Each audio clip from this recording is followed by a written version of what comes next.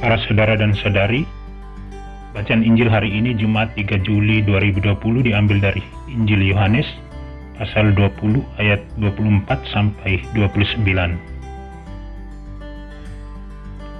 Pada hari Minggu Paskah, ketika Yesus menampakkan diri kepada murid-muridnya, Thomas, seorang dari ke-12 murid itu yang disebut Didimus, tidak ada bersama mereka ketika Yesus datang ke situ. Maka kata murid-murid yang lain itu kepadanya, "Kami telah melihat Tuhan." Tetapi Thomas berkata kepada mereka, "Sebelum aku melihat bekas paku pada tangannya, dan sebelum aku mencucukkan tanganku ke dalam lambungnya, sekali-kali aku tidak akan percaya."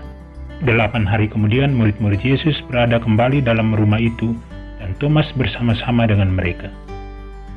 Sementara pintu-pintu terkunci, Yesus datang dan ia berdiri di tengah-tengah mereka dan berkata, "Damai sejahtera bagi kamu." Kemudian ia berkata kepada Thomas, "Taruhlah jarimu di sini dan lihatlah tanganku. Ulurkanlah tanganmu dan cucukkanlah ke dalam lambungku, dan jangan engkau tidak percaya lagi, melainkan percayalah." Thomas menjawab dia, "Ya Tuhanku dan Allahku." Kata Yesus kepadanya, "Karena engkau telah melihat aku, maka engkau percaya. Berbahagialah mereka yang tidak melihat, namun percaya." Demikianlah Injil Tuhan.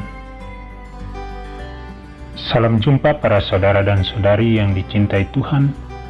Pada hari ini, kita sama-sama merayakan pesta Santo Thomas Rasul. Santo Thomas Rasul adalah salah satu rasul Yesus yang disebut juga Didimus.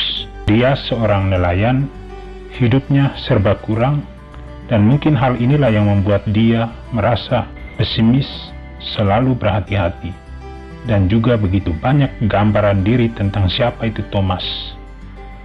Thomas juga termasuk orang yang tidak merasa percaya akan sesuatu. Mungkin di kalangan kita sebagai umat Kristiani memberikan gambaran yang lain, memberikan gambaran yang kurang baik tentang siapa itu pribadi Thomas. Dalam bacaan Injil hari ini terlihat sangat jelas sekali mengenai sikapnya ketika ia mendengar berita tentang kebangkitan Kristus.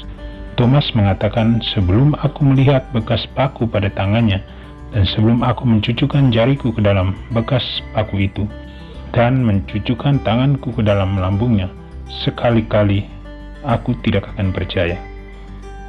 Para saudara dan saudari, apa yang dialami Thomas juga kita alami dalam kehidupan kita setiap saat.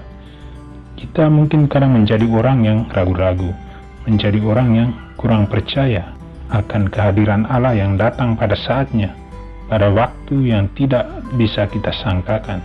Bahkan kita selalu menjadi orang yang selalu mempertanyakan tentang siapa itu Yesus yang ada di dalam diri kita, atau siapa itu Yesus yang kita imani.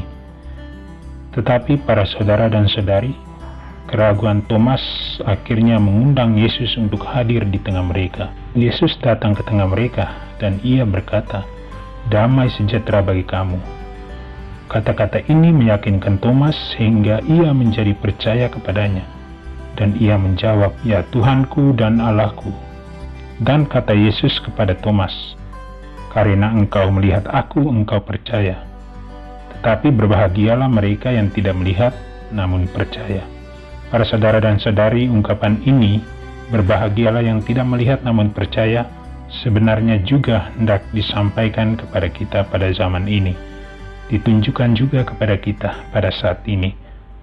Dan Yesus yang kita yakini adalah jalan kebenaran dan hidup. Ketika kita menjadi orang yang tidak percaya, menjadi orang yang ragu-ragu, Yesus tidak membiarkan kita berjalan sendiri, tetapi Yesus akan hadir, memberikan jaminan atas hidup kita.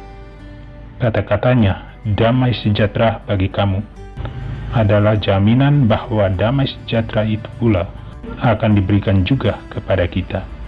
Semoga Tuhan memberkati kita, Tuhan membuka hati kita, agar kita semakin mengerti tentang rahasia Tuhan yang sudah ditanamkan dalam pribadi kita umat beriman. Semoga damai sejahtera Allah menyertai kita semua. Amin.